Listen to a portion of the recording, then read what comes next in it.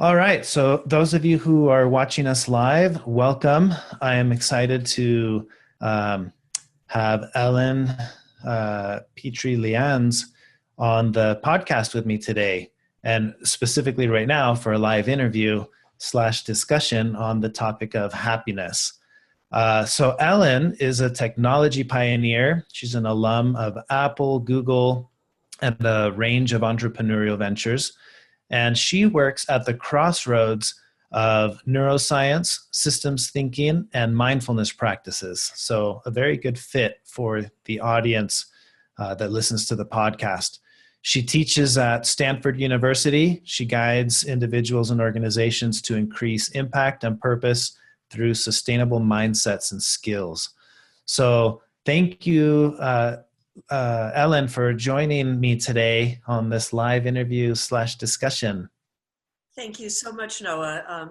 Secular Buddhism is my go-to podcast, and it's really so much fun and such an honor to be here. So thank you, and hello to everybody out there who's joined us this morning.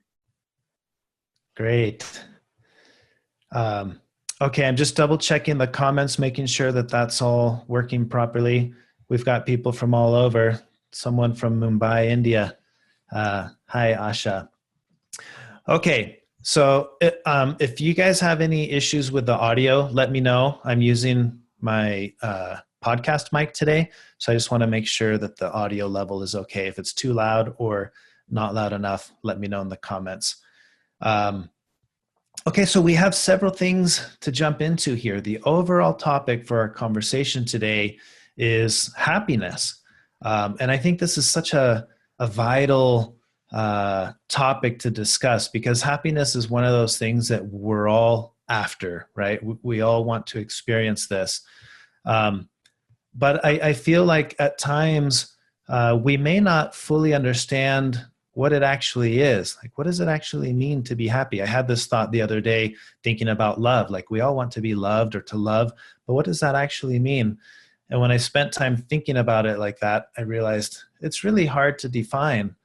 And I think happiness falls in that same vein of maybe it's not what we think it is, or we'll understand it better if we learn about what's really going on in our mind and in our brain from an emotional standpoint, but also from a physiological standpoint, the actual chemicals that cause us to feel the way that we feel.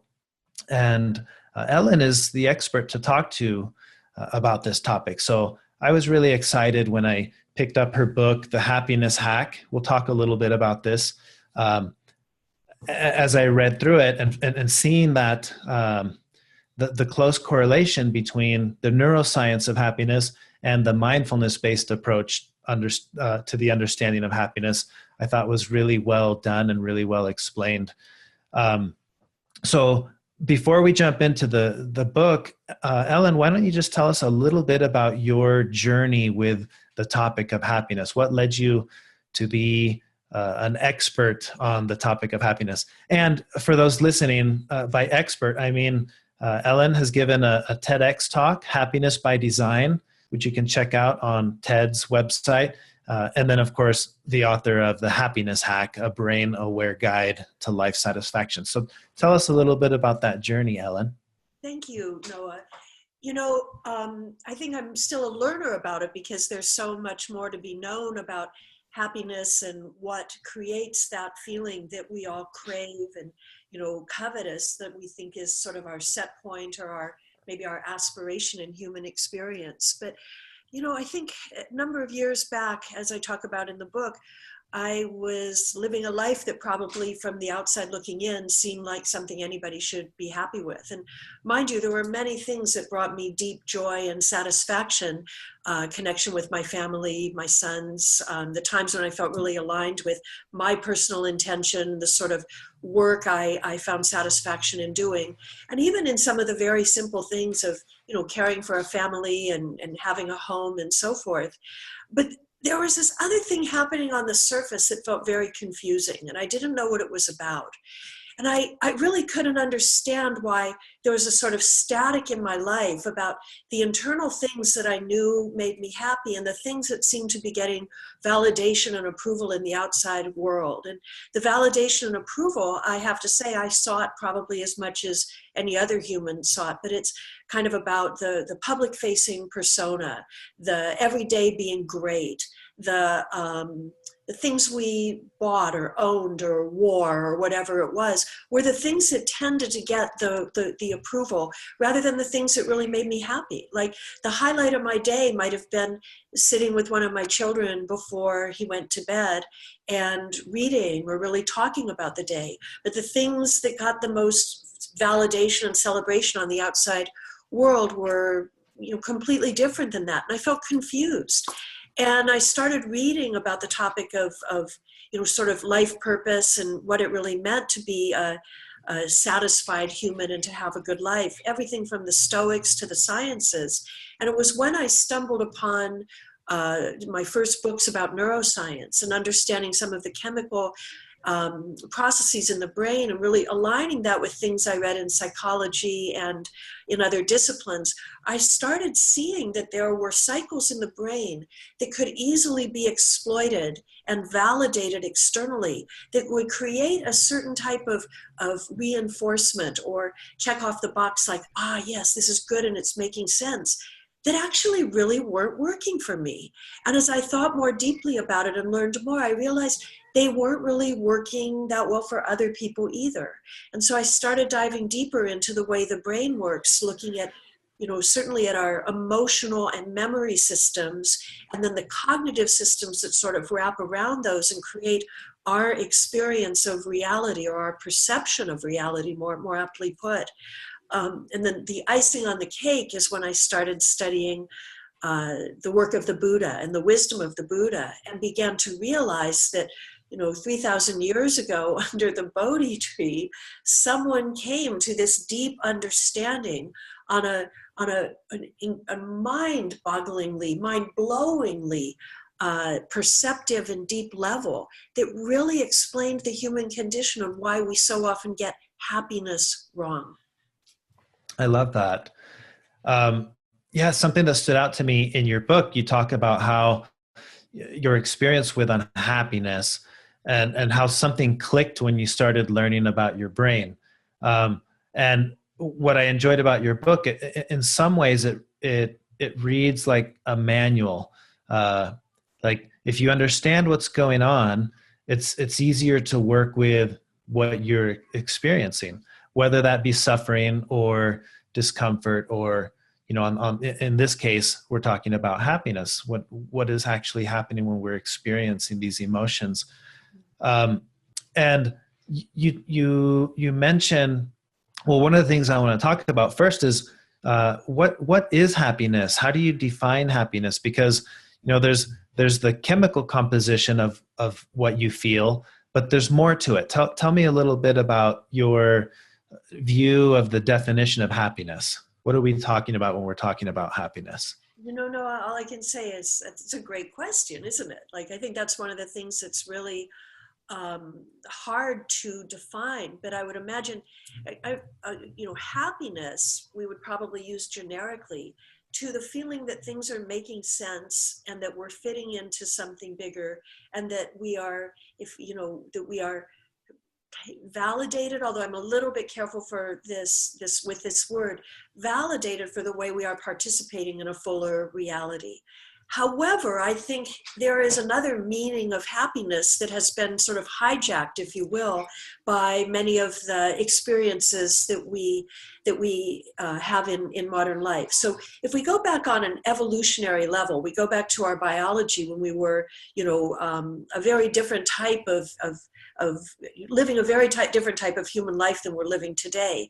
Happiness might be the reward we would feel from, say, someone bringing home something from a hunt or from a gather that would allow the clan to sustain itself. So in that, there would be a couple of different types of happiness happening. There would be the reward we would get from the dopamine cycle. So the dopamine cycle flows from a motivation to an achievement to a reward sort of loop. So we would have that dopamine charge that we would get. And dopamine was very important for motivating early humans to get through some of the challenges they had to face simply in order to survive. I'd love to segue for a moment into the concept of distraction. Distraction is usually associated with the dopamine motivation, sort of achievement and reward cycle. Distraction served our survival when we were earlier humans. We might be walking along a path and see, a little grub on a tree, and go and grab it, and we'd have the satisfaction not only of then having nourishment, but of aha, I saw it. And so that distraction had a certain type of reward. But if you think of distraction at that time, we were probably getting distracted by things. Well, by the way, one other thing on distraction, more than likely it was also if something rustled in the grass, we could say, oh, and then fire the amygdala response and flee or fight as needed if something was putting us in peril. Today, distraction is manufactured, and it's manufactured by people who fully understand the dopamine loop and that jolt of happiness that it gives us, and know how to exploit it through the images they show us, the buttons they give us to click, all of these different things that are causing us to be distracted, not only a few times a day in order to find a little opportunistic nibble to eat, or to avoid a potential danger, but to do what they want us to do, which is engage with their products or engage with their experiences or buy the thing that they're selling. And so our dopamine experience has been largely hijacked by all of this onslaught of media and technology that is in our lives. However, if you talk to people, they're not going to tell you that makes them happy. They're going to say, I wasted hours doing this. I was with a friend over Thanksgiving weekend, and he said, my gosh, I've been doing this now for 20 minutes. I've completely wasted 20 minutes. Why did I keep doing it, right? And we've all been there. So this is posing as happiness, but it's not really what happiness is on a human level. And human happiness, my book asserts, and as do many psychologists, philosophers, scientists, and many more, is much more about the serotonin cycles, which are really what the ancients called eudaimonic happiness, and it's the happiness you work for. It's true satisfaction. It's when you have done something that personally expresses you and your unique talents and purpose in a way that serves others, or allows you to grow, or creates this feeling that I've made a small corner of the world more beautiful than it was before, and thus something that I've done really matters. And this is a much, compared to what I call the tequila shot happiness of dopamine, which is on the counter and you shoot it, and then you go, oh, what was I thinking? This is the one where you go, no, I'm pushing it away. I have to be with friends tomorrow, or I have a hike in the morning, or I have work tomorrow. And you have this feeling of satisfaction, like I did the right thing. And that's the serotonin satisfaction that I believe is largely getting hijacked by these externally created dopamine experiences. Okay, I like that.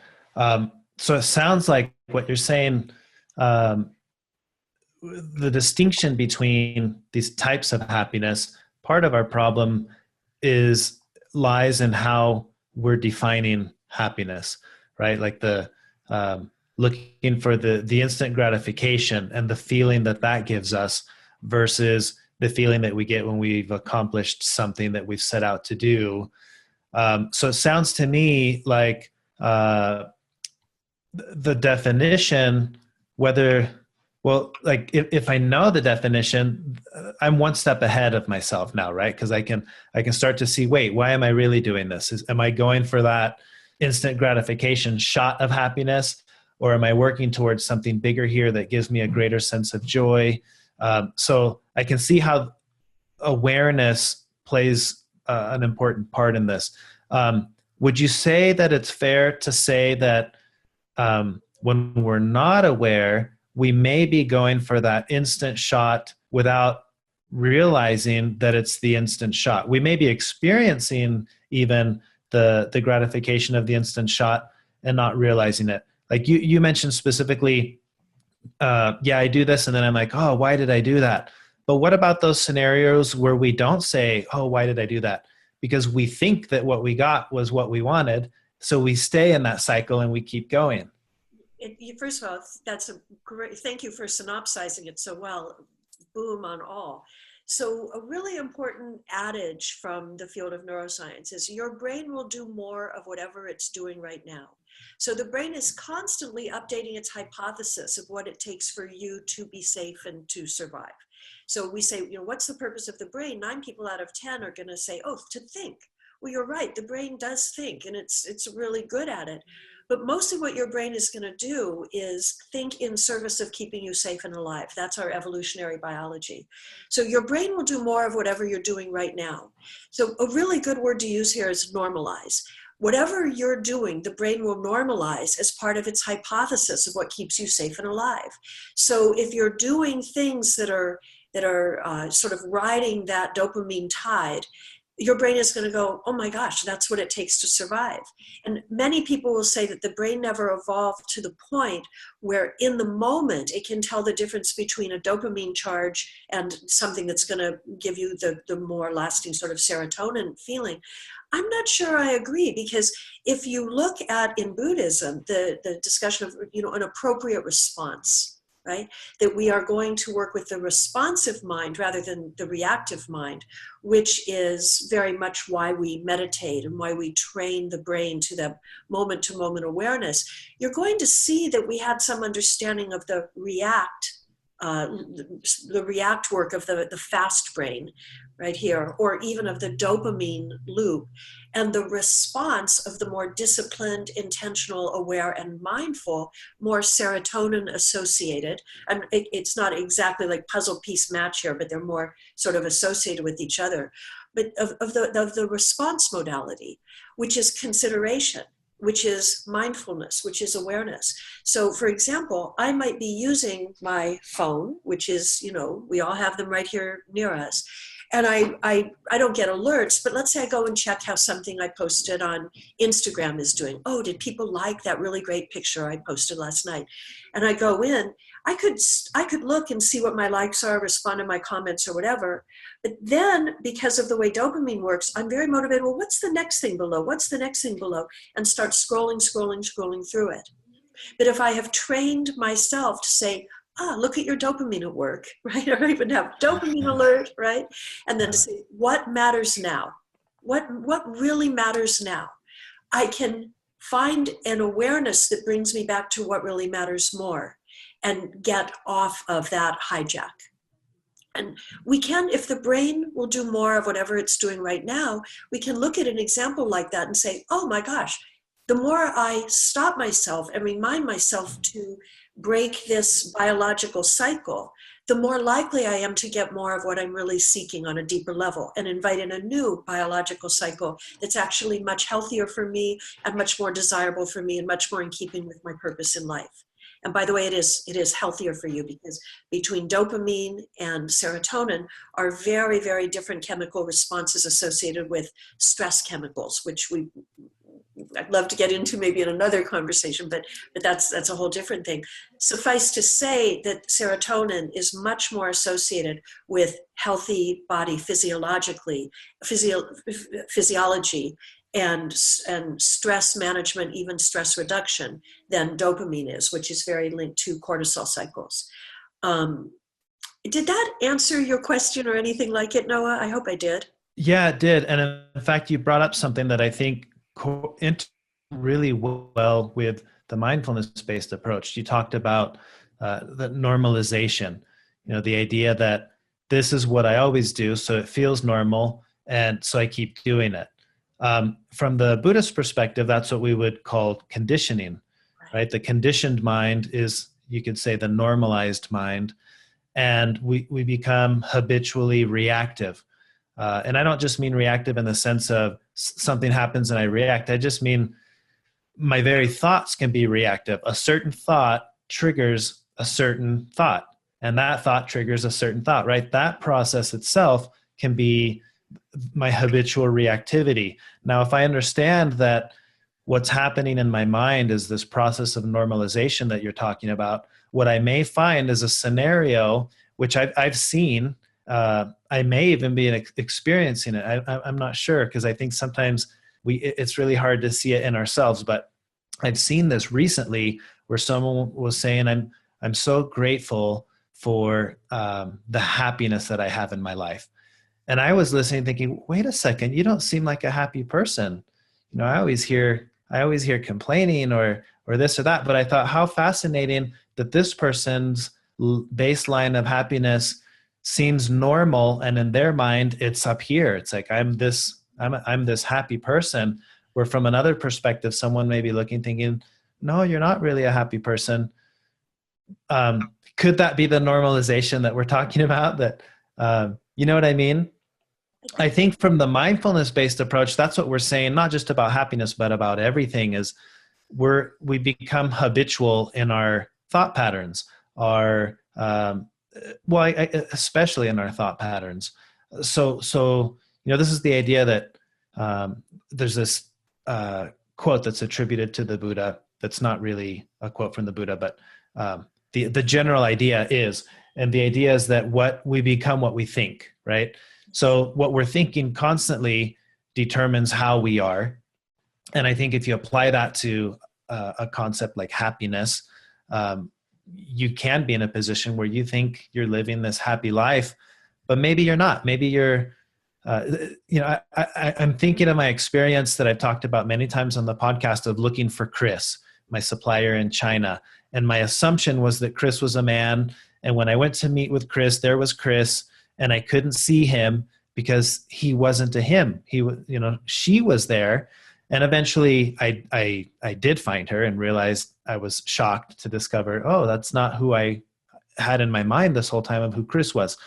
I think we do that with a lot of concepts. Happiness is a concept, right? It's whatever your definition of happiness is, that may be blinding you from discovering what happiness really is. Does that sound applicable in this case? Oh, yes, all that and more. And I want to come back to Chris in a moment, but first I'd like to go back to the person who said, I'm so grateful for my happiness, who didn't feel like a happy person. Two things hit me. One of them is that I think there's so much pressure on people to be a happy person right now, which is it really saddens me to think of that, because so much of our image of what happiness is based on things that we might see on a billboard or a commercial or something like that, that shows these grinning, joyful people living a perfect life, or with these highly curated and selective feeds that we're exposed to of, people sharing their family moments and their fabulous vacations they're on. I love to call it the disease of fabulitis, that we have this sort of contagious fabulousness that we're all supposed to aspire to. And it leaves us feeling short or left out, or, that we're not quite achieving, like we've fallen off of that. And so we strive harder to fill in the gap by proving we're as happy and as fabulous as that too. And this is all, as I said, this is largely a chemical hijack. And it's really something that I think a lot of people are suffering with. Like, so-and-so has this perfect life. We all probably know friends that we know intimately and closely enough to know that they have, bad days and stumbles and even, bad hair days and everything, as much as any other human does, but we're never going to see this on their social feeds. I have friends, for example, who they have young kids. My kids are grown, but, they're going to show the high points, but they're not going to show the 3 a.m. wake ups and what it felt like to be so tired getting ready for work the next morning. So this real artificial concept of what the baseline is. And if we really think about that, how that baseline came about, it's really what you were saying about, that the thought that you said, that the thought triggers thought, and that this habitually reactive sort of conditioning that we get that says there's a way we're supposed to be. And if we do these things, we will be it. And then finally, we will feel the way we've been hoping to feel. And clearly that was a problem in the time of Buddha, because these are some of the things that he really dove into when he was trying to answer these big questions that shaped his life. Even thinking of the skandhas, for example, when he really broke out how the brain responds to these external stimuli and really referencing our long-term memory, our short-term memory, our emotions, all of these other things. That's exactly how it works. But it can trick us if we let it. And the way to break through that is to understand that, yes, our minds do become conditioned. That is how we survived back in the jungle, and the millions of years on our evolutionary tree that preceded that. We were responding and learning from our environments in ways that shaped our survival. As we advanced as humans, and as we developed these very unique four brains right here, the prefrontal cortexes, new types of thinking came in that created possibilities for us that very ironically were sort of in tension with some of these earlier, more fast brain, more, to use computer jargon here, debugged processing systems in our brain. And this tension is our challenge and our opportunity. And it's really what the Buddha looked at when, exploring react versus respond. It's exactly like Daniel Kahneman's book that I'm sure many listeners will have heard of, about the fast brain and the slow brain. But what Kahneman didn't do that the Buddha does is guide us to ways of shifting gears, and my book talks about this with the car analogy, between these two modalities so that we can move toward more of what really brings us happiness. I'm so grateful for my happiness. When I don't feel happiness, my heart hurts for that person, because she, like so many others, have been conditioned to say, my life is supposed to be a little bit better or different than it is now. Or if only I had this or that, then finally I'd have the happiness. And then we get these messages that say, again, states lead to traits, and maybe they do over time, but that if we think it, we can create it. That's true to an extent, but perhaps underlying those words that say, I'm grateful for my happiness, is this state that so many of us feel that says, it's not quite what it should be. And that's the thing that really holds us from finding satisfaction. Yeah, that really resonates with me. The idea of being caught up in this world of thinking there's a way it should be, and how that thought can rob us of happiness. I want to touch on something that you mentioned really quickly with the evolution of the brain. As Daniel Kahneman in Thinking Fast, Thinking Slow talks about the fast and the slow, the more primitive and the more evolved parts of the brain. Correlating this to the teaching in Buddhism of the two arrows, I just thought this is kind of a neat connection here. But where the teaching is that there are two. You can get shot by an arrow and you can't do anything about it. You've been shot by an arrow, that's it. But you can pick up a second arrow and aggravate the wound, right? And it's like you get shot and then you pick up that second arrow and you're like, why did you have to shoot me here, right? And you're poking at that spot with that second arrow. I was thinking about this with the correlation of the more evolved part of the mind. What makes us human is we can think. That's one thing. So do animals, but we think about thinking, right? And maybe that's that second layer where there's what we're experiencing, happiness as an emotion, and then there's the thinking about happiness. Should I be happy? Is this happy enough? Do I need more of it? Things of that nature that start to bring in the second layer or the second arrow element that goes beyond. Now I'm not just sitting with the original emotion, taking it in, saying, wow, this is great, because I'm thinking now I'm, maybe that I'm guilty for feeling happy or something along those lines. So right. So you've invited in the perfect entry to the limbic system, which is, it's at the very core of our brain. The cognitive parts of the brain, the cortex wrap around it. And it's actually quite deep back in the brain. We can think of an evolutionary model of the brain that survival mechanisms evolved from back, sort of moving up toward the front of the brain. And then the more cognitive things started to evolve, leading to the prefrontal cortex up at the, right here at the forehead. Here's the prefrontal cortex. I love when I talk about the brain, is you can give your prefrontal cortex a hug by putting your fingers together and then sort of wrapping your forehead like that. That's sort of where your PFC is. But, let's tie this into the emotional center of the brain, which it's, if you look at it anatomically, it really is nestled right in there with all of the motor and cognitive and, perception parts of the brain. Mind you, in Buddhism, we don't talk about the senses. We talk about the sense gates or the sense doors and how they bring in information from the outside world where it's simply interpreted by the brain. And that's fully integrated with all of the cognitive parts, but also with our limbic system, which is emotions and memories. That's sort of, in the book I talk about, it's like a rubber band ball, layer upon layer at the center of the brain. A teacher of mine once asked a question. He was asking me to describe to have a memory that filled me with, a sense of enjoyment or pleasure. And I described to him this really beautiful place, sort of my happy place, and how I like going, how I loved visualizing it. And he goes, "Where is the beauty?" And of course, that was such a beautiful question, because the beauty is inside. I mean, it's still in that place over on the North Shore of Oahu, but I'm not seeing it right now, but the beauty is still there inside.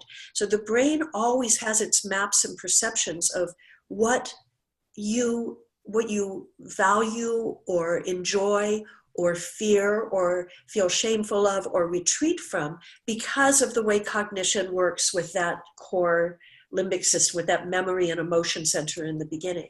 So you might, to your question about the two arrows, Noah, you might experience a moment of happiness followed by a sense of, I don't deserve this, or there's shame or something like that.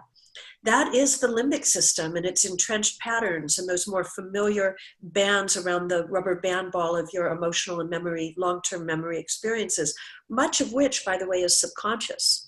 We're not even aware of what those things are. Like the rubber band ball, they're wadded up in the middle and we don't even know what all the other bands are built around. But that second arrow is the association probably with subconscious thoughts in the limbic system. And there's a special word for moments like that I think is really helpful, and that is information. When we have that second arrow experience, we say, I felt good, but then I judged it, or I retreated from it, or I said I wasn't worthy, or whatever. What was happening there? Oh, now I see. I was wounding myself with the second arrow. And then remove the judgment or shame that we might often feel in a moment like that. We might say, I'm always limiting myself. I won't let myself get happy. What's my problem? We might say something like that. That's a third arrow, and maybe even a fourth arrow. So when we have it, when we get that second arrow, that is a really great invitation to be grateful for that information, so that we can say, look what I'm doing, and say, wait, pause, move into the responsive, not reactive mind, the fast mind, which is so much faster, the responsive brain, and go, no, really, I really want to enjoy this happiness, or it doesn't serve me to wound myself with a second arrow through old judgments that don't even fit into my life. And then we can start to build other patterns. And remember, whatever the brain is doing right now, the brain will do more of. So we're actually beginning that pattern. And then love your brain and forgive it for that, because remember, the brain's job is to keep you safe and alive. And in order to do that, it can only draw on past experiences, whether they're known or unknown, whether they're conscious or sub or unconscious. It's still going to draw upon those pathways, because per the brain's definition, it's done its job perfectly if you're still alive. Right? Mm-hmm. Everything is working perfectly. It loves if you're wounding yourself with those fourth and fifth and sixth arrows, if that's kept you alive. And it's going to tell you to keep on doing that until you say, thanks to the prefrontal cortex, no, there is another way. Huh.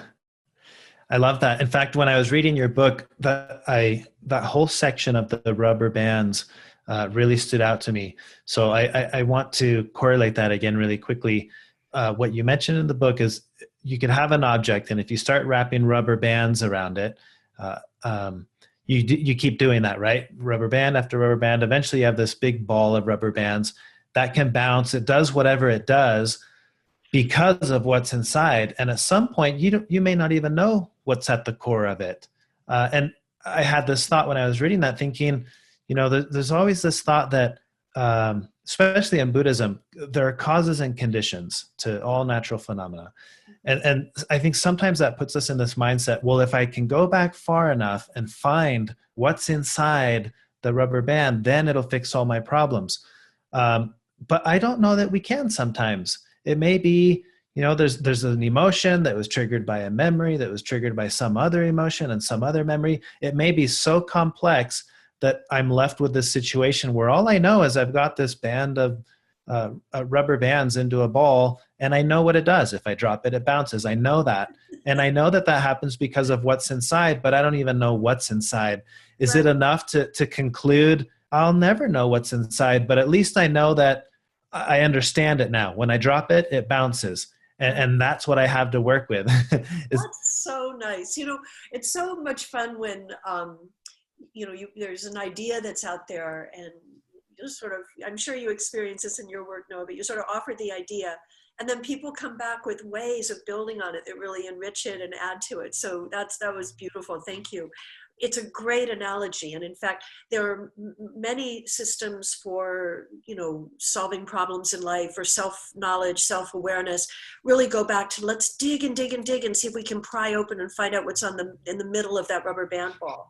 And, I certainly have no judgment about that. I think it can be a good path and really a necessary path in some situations. But all of us have the ability to watch our reactions and watch our responses to the things that are happening around us. And on the external layer, and this is a metaphor, of course, of that rubber band ball, are the thoughts that we're most familiar with and use most often. Those are the things on the outer layer. Those are the things that we access first, if you will. And if we become aware of what our usual responses might be, or our usual reactions might be, being aware of those, I believe, lets it sort of soften, if you will, the tension on those, and maybe look below at the next layer. I wish I had a rubber band ball to show now, because you can kind of pry something apart and go, oh yeah, there's a wide gray one down there, and then there's a red one. You're never going to get to the middle. It would take a lot of time and so forth, but anyway, we're still in metaphor land. It's not like this is a scientific fact. It's simply a way of explaining it. But Sure. if we are aware of what's happening on a surface level, there are things that are actually quite easy to do. And that is, we can put some new bands on top of it, right? So that we go to those responses before we go to the ones we're more conditioned to. And that's something that can be done through intentional practices or reflective practices, or even, new habit building and so forth. Or we can really say, no, I want to sort of soften that reaction and maybe even remove a band or two. So, for example, if there's something you're doing that's not serving you, that wounding with the second arrow, awareness is a way of saying, okay, I can remove that more conditioned or habitual response if I stay committed to it. Or I can add a new pattern. I'm going to take a deep breath whenever I feel these emotions, so that I have a pause to reflect before I go into a habitual response. But yes, even awareness of that rubber band ball at a surface level is enough to start navigating your life with a different outlook and set of expectations. I'm 100% with you on that. Cool. Yeah. I was just thinking, when in my own meditative practice, I feel like that description of prying open the rubber bands. I feel like I know I have certain sensitivities about certain topics or things that I can trace back and say, it's because of this. This is what's at the core of that. But there are others where I don't. All I know is that it goes somewhere, but I don't know how far back or exactly why. It may be genetic.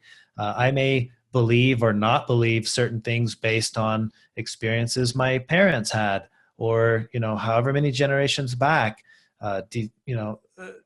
And I get that. I don't have to understand the source. I just know that what I tend to think as the solid way of being, the way Noah isn't real. It's not solid. It's layers. Everything that I think and say and do, I'm part of that rubber band of causes and conditions that extend from what I've inherited from my society, from family beliefs, on and on and on. And it's just helpful to know that, even if I can't get to the end of that process. I actually think, Noah, that is the invitation. That is this sort of like, ha, got you experience of being a human, is that we are all the product of our genetics, our epigenetics, which is really our, it's sort of the very, very biological response to environment. So genetics, epigenetics, and then our conditioning. That's sort of what makes a human, if you will, personality. And knowing that, we can say, haha, this is how we are. If we leave it to that, and this is where something else can rise, which is more, I don't know what to call it, but in the book we talk about it as the watcher, using a term that some Buddhist practitioners use. But we have this invitation for this other thing that we seem to be able to separate from simply those chemical reactions and firing pathways, that we can start to put our hands on the wheel and drive a little bit. And the first step is exactly that sort of awareness. We all are the products of these forces. Now, what do we do with it? That really is the question. Okay, well, let's get into that a little bit more. So first, I want to address a topic of happiness in terms of, is happiness a paradox? And what I mean by that is, I've had experiences before where one of them, funny story, was I'm about an hour away from a good friend who lives down in Salt Lake, which is about 45 to 60 minutes away. And on he has these weekly meditation groups. So one week I was planning to go down there, and I planned ahead of time because I knew it would take me an hour to get there on time. And it was at a new location. I hadn't been to that spot before. So I put it in the GPS. I get there, and as soon as I pull up, it seems like this doesn't seem like the right place. So I switched from Apple Maps to Google Maps, and to see if it would take me to the same place, and it didn't. It told me to go somewhere else. Long story short, I'm starting to feel the emotion of discomfort and frustration, and I'm upset because I can't get to where I'm supposed to get so I can sit and relax. That was the big irony. It's like I wanted to go meditate that morning so that I could experience a little bit of peace and contentment. And the very fact that I was trying to get there to do that was the reason I wasn't feeling it, because I wasn't getting there. The GPS took me to the wrong place. And I had this thought in that moment, well, I could just be at home and I'd be at peace if I didn't want to come here and be at peace, right? And I think that's the paradox. We do this with concepts like patience, for example. It's like, if I want to be patient, the more I want it, the less I have it, right? It's like, I want to be patient, but I want to be patient right now. Well, that's the very reason you can't be patient, because the whole point of it is you can't have it right now. You've got to be okay with having it whenever you have it. And I wonder if happiness sometimes fits that same bill. And I think, marketers know this. This is why they hijack it, because they know that happiness, like everything else, is impermanent. And if we can convince you that, yeah, that thing that you thought was happy, that's not it. It's going to be this when you finally have this, or when you finally drive this car, or whatever it is they're selling you. But then they know that that's not it. You finally get that, and now you've got to have a new one every year or whatever it is, because you're always chasing after it. And the very fact, I think that's the paradox. It's like, you can't have it because you want it. That's the very reason you can't have it. Is that a fair assessment of happiness in general? Is it a paradox? I think paradox is the right word there for certain types of happiness. Mind you, I truly think satisfaction, the deeper satisfaction, is kind of a different thing than that. But if we think about happiness as conventionally described, yes, there is a myth we are told from the time we are very small, and it's deeply conditioned into us, probably subconsciously and generationally or epigenetically and in other ways. It's and maybe it's simply part of the human condition, is as soon as this happens, I will be happy. Or as soon as I get there, I will be happy.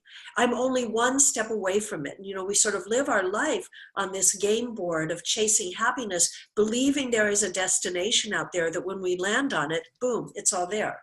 But most of us by this point in our lives, we probably know it doesn't really, it's not working. Like, we probably thought, as soon as I get that first job after I graduate from college, then I'll be happy. As soon as I do this, this life milestone, own this, acquire this. No, that is the paradox of it, right? And probably part of how that works, and there's a lot of dopamine in that. And by the way, people talk about dopamine and serotonin and oxytocin and vasopressin, all of this. These are only the highlight reel of the brain chemicals. There are so many more that are woven into our experiences that we might not even, we don't even know how to describe the subtlety and interaction of all of this. There's other, stuff too, the way the currents are flowing, the electromagnetic currents and so forth. But the paradox is that when this happens, we will be happy. Well, we might feel for a moment like, the first time we drive that new car, or when we, go out on that date or whatever it is, and we do get that jolt of that surge of sort of like, this is great. But the next day when we go back to things, there's still that as soon as we start living with. This is a true paradox in the human experience. It really is. And there's a question that I think is really important to invite if we experience that paradox, and I think all of us do. It's sort of the one I write about in my opening chapter. It's like, I've done all the things I was supposed to do. Why don't I feel happy, right? I did everything that they told me to do, and here I am feeling like there's something more. Is there something wrong with me? Oh, I do think that is part of the human experience. And then the aha moment comes when we realize, wait a minute, it's sort of this sort of weird conundrum in that, first of all, the things that have brought me here are not the things that are going to bring me there if I'm really searching for real happiness. And then the other one is this sort of aha, which is like, wait, I'm already there. All I have is this moment. And it is my relationship with this moment that's going to define how I navigate every other moment that goes forward. And I can choose, and it's even more than choose, I can accept that this is what the path is. And once there is some acceptance of that, the paradox softens a little bit. There is a different type of invitation that we get to really drop in and feel. I'm careful using the word happy, but to feel like things make sense, to feel that there is a purpose to this, to feel that I do have some mastery of the path, and to feel that I can find satisfaction punctuated by moments of dopamine charged happiness on it. Sure. Yeah, I like that you bring up the idea of the path. And in your book, you share a quote from Margaret Lee Runbeck. You said the quote is, "Happiness is not a station you arrive at, but a manner of traveling." And I think that correlates so well with the mindfulness-based approach too, of, the path is the goal. And the moment that we understand that, now we, like you said, now we can experience whatever life is throwing at us, punctuated by those moments of dopamine, but we realize those weren't the goal. Those weren't the point. That all of that, everything is icing on the cake. If you could say, what is the cake? It's being alive. That's the cake. You're alive. Everything else is icing on the cake. Which leads me to this thought is, is there a natural state of happiness? Is there, do we get in the way of our own happiness because we don't understand what's going on in our minds? We don't understand the tricks that our minds play on us in terms of happiness. What I'm thinking about here, what I'm alluding to is, from the Buddhist perspective, there's this idea of Buddha nature, right? This is the unconditioned mind, your natural state of being. And there's a story of a Thai story of a golden Buddha statue at a monastery that the monks, I guess the country was being invaded or something. So the monks cover up this golden statue with clay so that the invaders won't take it. And then the monks, maybe they get killed. I don't know what happens, but they all disappear. So for years and years, this statue's there, and it's just a clay-looking statue. And by then there are monks there again, but these guys don't know what the originals did. Someone at some point discovers that under this statue of clay, it really wasn't a clay statue. It's been a gold statue all along. And kind of the correlation of that story is that our essential nature is like the gold statue. It's enlightened. It's awakened. And this is the paradox of awakening or enlightenment too. It's like you can't obtain it because you already are it. You can't, you're not going to find those sunglasses you're looking for because they're already on your head. That's kind of the big joke of it all. Is happiness the same? Is there a natural state of happiness, maybe if we use a word like contentment or joy, is that our natural state? And we're not seeing it because we're frantically looking for those glasses, not realizing, hey, they're already on your head. What do you think of that? It's the clay and gold Buddha is the perfect analogy, because I think that there is a natural state that is perhaps like the Buddha nature, and there's no good word for that. It's a beingness or a presence or a sort of a feeling of a unique golden centeredness. But we are so busy looking for happiness that we don't see it, because we think that happiness, it's really a beautiful metaphor, is that the clay on the outside of the golden Buddha, the clay is what we think happiness is. Mm-hmm. But the gold, Yeah, we call that the conditioning from the Buddhist yes, perspective. Yeah. exactly that. And this is true cognitively, I mean, and really psychologically as well. I mean, the funny thing is that so many different disciplines align around this concept of how the clay shrouds the gold. The gold is not the feeling of happiness that we've been conditioned to think through the advertisements and commercials and, likes and likes and likes. Right. So it's not the hit of dopamine. It's not. That's the clay. Yeah. But that's what a beautiful invitation to learn. Like, that is there to tempt us and to sort of draw us away. And people can exploit those cycles that we have to say, this is how you're going to find it, where the gold is inside all along. And it is that sort of dropping in, and we've all felt it at different moments.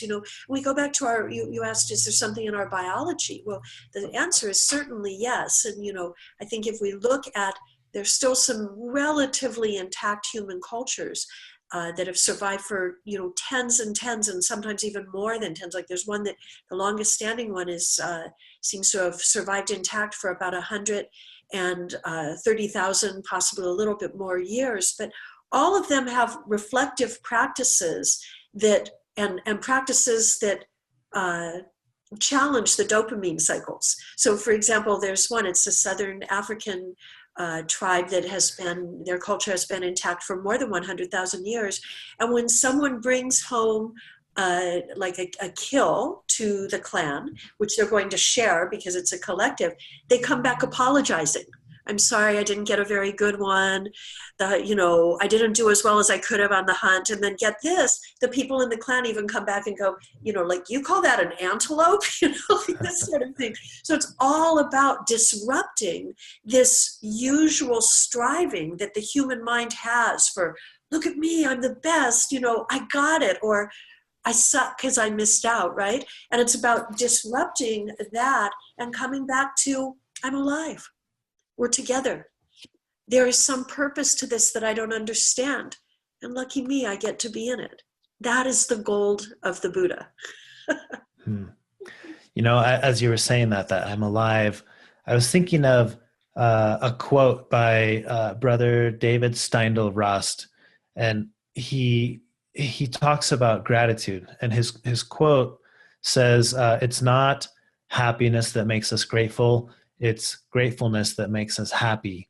And as I think about that in terms of what we're discussing, these moments, so from the Buddhist point of view, we talk about suffering as the moment we want life to be other than it is, suffering arises. It feels like the flip side of that is when we accept things as they are and we're grateful for things as they are, there's this sense of feeling like nothing needs to change. Everything's just fine the way that it is. I think those are the moments where it's beyond this dopamine type happiness. This is like the deep, deep contentment and joy that we experience when nothing needs to be different than how it is. The moment is perfect just as it is. And I think gratitude evokes that. When we're grateful, we're thinking about things as they are, and we experience that feeling of, hey, I'm glad that it's this way. So therefore it doesn't need to be any different. And maybe that's why happiness arises as a result of the gratitude.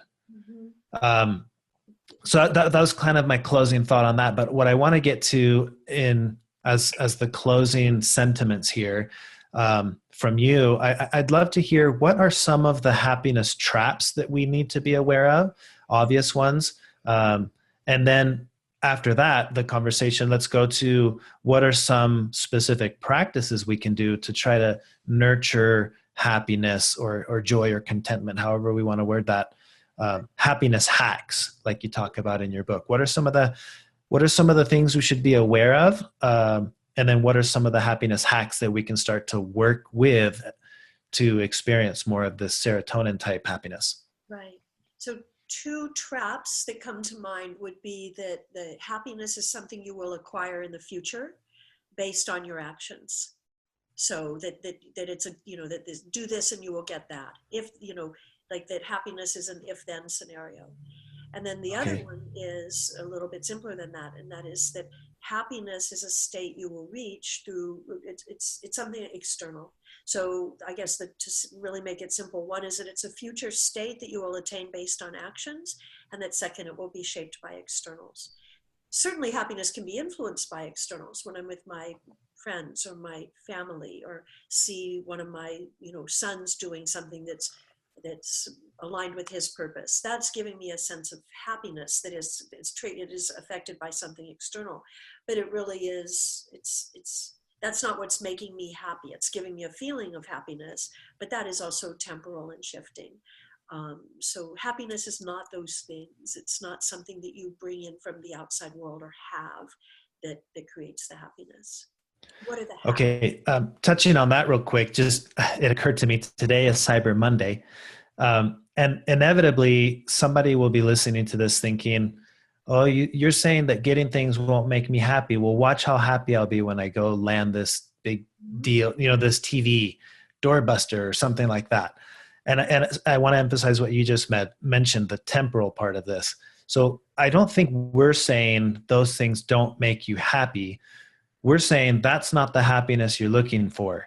Great. Sure, you're going to feel that hit of dopamine, that sense of feeling of happiness that, wow, I just got this and I saved this much money. But what we're talking about is that's not lasting. That's not the deeper, more meaningful type of happiness that we're talking about in this context, right? What an invitation, Noah, that is to mindfulness, because if we look at going and getting that TV and we think not about the what, I'm going to get this TV at this great price, but we really think deeply about the why does this matter? Well, one of the things that I love about my life is when friends really gather to sit around and watch a game together or to watch a movie together, and that this TV will be the way that I really create something I value, which is a sense of deeper community as we come together. So then we can be even mindful about buying a TV. Now, someone might come back and challenge me saying like, oh, come on, you can rationalize anything with thinking like that. And they're probably right. But really, if we really think about the why, and by the way, if we come up with the why and we go, because I want a TV that's 2 inches bigger than the one I already have, then we know there's dopamine at work.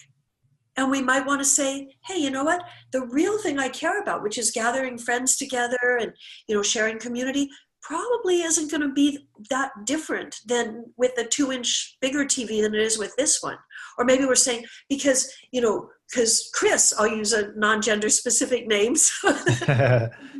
because Chris has a TV that's this size, so I want to have a TV this size. That's information, dopamine. That's dopamine at work. We've been hooked, right? Hi, Jack.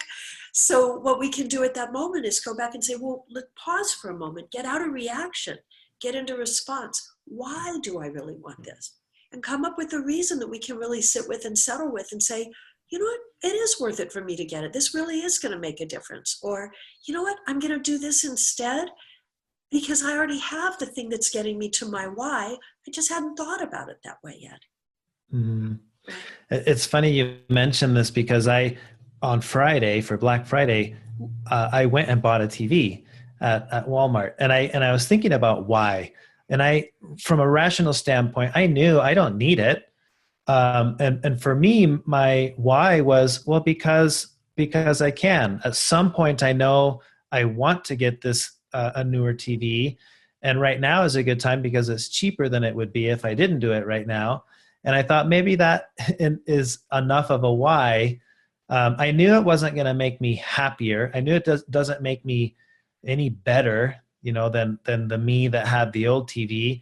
But I think I still felt excited that I got a TV, but it wasn't the same as before in my life where I would have felt like there were other aspects to it that I was unaware of, like thinking of, that the type of TV I have determines who I am or how people see me. They'll come to my house and say, "Oh, that's one of those big, nice TVs." None of those strings were attached to it this time because I felt like it could be an old TV or no TV, and I'd probably be just as content. But I can do it. I can afford it right now, so why not? And for me, that was enough to say, okay, well then I'll do it. And I was happy that I did it. I'm happy with the TV I got. So and I bring that up because we're not saying in this interview, hey, don't go out and fall for these traps. Don't buy the next thing. You can. It's not inherently wrong to do that. What we're saying is don't do that thinking that that's the solution, because it's not. But if you do it, you're going to do it. And some people will, some people won't, and that's fine. I just wanted to be careful that we're not trying to say, oh, people who go out and fall for the dopamine hit, the advertised type of happiness, you guys are silly. We're not saying that at all. I think we're saying just understand what's happening in your head as you make these choices. It is. It's a great example. And really it's responding, not reacting. It's doing with awareness and mindfulness and some sort of a sense of purpose. So you mentioned with you wanting to get this TV, using a moment to reflect, why am I doing this? Understanding that the things on the surface of your rubber band ball were not the same ones that they were maybe the last time you bought a TV, and making a conscious decision to say, this is the right time to do it. It's going to last me for this long. It'll be something that the family will grow with more, or whatever it is. But really doing it because you are the master of your path, not because somebody else's path is mastering you. I love that. So you asked for some hacks. Let's talk about some hacks. So I can only share, what I've heard works for others and a few things that have worked for me. Maybe people who are listening have things that they do in these moments where they feel like a sense of angst or unhappiness. Or someone said to me, a couple of nights ago that they'd gone to this meeting that they really value going to, that's about, personal growth and communication. And they came back feeling kind of other than after that meeting, like they weren't doing as well as other people. So the only thing I can say is at these moments where we feel something is interfering with our happiness, just pause for a moment. And believe it or not, this very simple thing that's always available to us is we can take a breath. And it turns out that there are sort of two reasons that are really interesting for this on a neuroscientific level. First of all, the brain integrates information differently on an inhale than it does on an exhale. It actually integrates on the inhale. So a slow and intentional breath is actually an invitation for your brain to sort of, if you will, on an electromagnetic and sort of blood flow level, which, fueling level, which brings oxygen and so forth, to sort of go around and sort of maybe integrate other things, maybe opportunistically or maybe intentionally, that might not have been available before. One really mindful breath will do that. The other thing is when we feel any sense of our happiness, as we define it, being threatened, we do get an amygdala response in the brain. This is the very easily triggered fight or flight response. And at that point, there is a chemical reaction that begins instantly in the brain. It begins at, I think, 0.003 seconds, whereas a conscious thought takes at least 0.5 seconds. So there's a really, more than order of magnitude difference that we get this chemical surge of about 30 neuromodulators that go even into the body when the amygdala fires instantly. And at that point, an incredible thing happens. There's a constriction of blood flow to the prefrontal cortex. So our most advanced human thoughts actually go offline for a moment, until either something calms us and brings them back, or until we've done the fighting or fighting or flighting. I think they say it's fight, flight, or freeze that we need to do to survive, right? But at that amygdala hijack, we are triggered and we are in fight, flight, or freeze mode. So when we feel that awareness of it happening, we can know that that is an evolutionary response that evolved to keep us survive, to keep us, sorry, I don't know what that was, that evolved to keep us alive, and we can be grateful for it. And then we can come back to a moment of saying, that is an amygdala hijack, and we can hack back on it and come back and use the breath or use a centering in the body to say, or we can even say, the two things that I find really useful. One is say, we tell ourselves to take a moment, but we can also say, if we're in dialogue with another person or in conflict, we can use two very important words. And we can say, I'm curious, tell me more about that.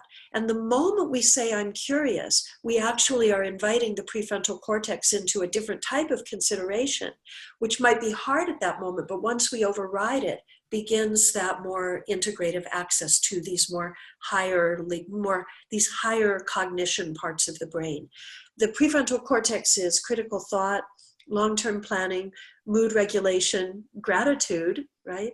Thoughtful consideration, meta thinking, which is thinking about thinking, and then also sort of on the other hand type of thinking. Exactly the opposite of the fast brain, or even especially amygdala driven responses. So we can use these slow ourselves down processes to drop into that moment and then make decisions that at least eliminate regret, because if we're reacting, we have a higher probability of regretting, which does remove happiness. But even if we're not moving to a place of happiness, moving to a place of that golden Buddha, that sort of mastery and presence, and I am navigating this mindfully in the moment, that feels really, really good. Okay. I love that. Thank you. And I want to mention again, Ellen's book is The Happiness Hack. It's very easy to read. I actually like the way it's laid out with little tips and notes, and it's really easy to read and digest the information in the book.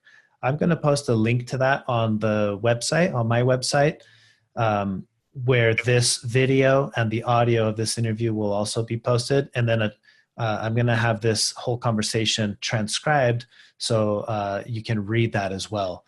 I would like to include some other links for those of you who would like to learn more about Ellen's work. I'll post a link to her TED Talk. Where are some other places, Ellen, where people can learn about you and your work or your book? Do you have any specific links or anything you'd like to share? Yes, thank you so much. I would love that. So I do have a website. It's ellenleanse.com. And now and again, I have a little fun on Twitter. And I have a funny name on Twitter. It's Cheptum. It's another story, a name I was given in rural Kenya, actually. But it's CHEP, and then the number 2, and then the letter M. It's probably the worst Twitter handle in history, but it seemed like a good idea at the time. So it's Cheptum. And I'll share all of those with you, Noah, so that you have the direct links. Okay. Well, great. I want to thank you again for taking the time to not just come on the show and be on the podcast, but to be willing to go live to my Facebook page. I know sometimes the going live aspect can be a little intimidating, but I think this is a topic that's very relevant for our culture and our society. It's very relevant to those who are practitioners of a mindfulness-based way of living. And I think it correlates really well with the practice of mindfulness and meditation. So thank you for taking the time to be with us. Do you have any final closing thoughts you want to share with us as we wrap this up? Thank you so much. First of all, what a delight and honor to be with you and with the audience. And I will say, if anyone in the audience has any specific questions that they want to add to the thread when Noah posts it on Facebook, I will do my best to come in and provide answers to those. So thank you, and may the conversation continue. Great. Well, thank you. I'm going to end the live stream for this now. So those of you who listened live, thank you for joining us. So thanks again for listening. This will be uploaded later as a video, and it will be the audio of the next podcast episode. So thank you guys for listening live. Thank you.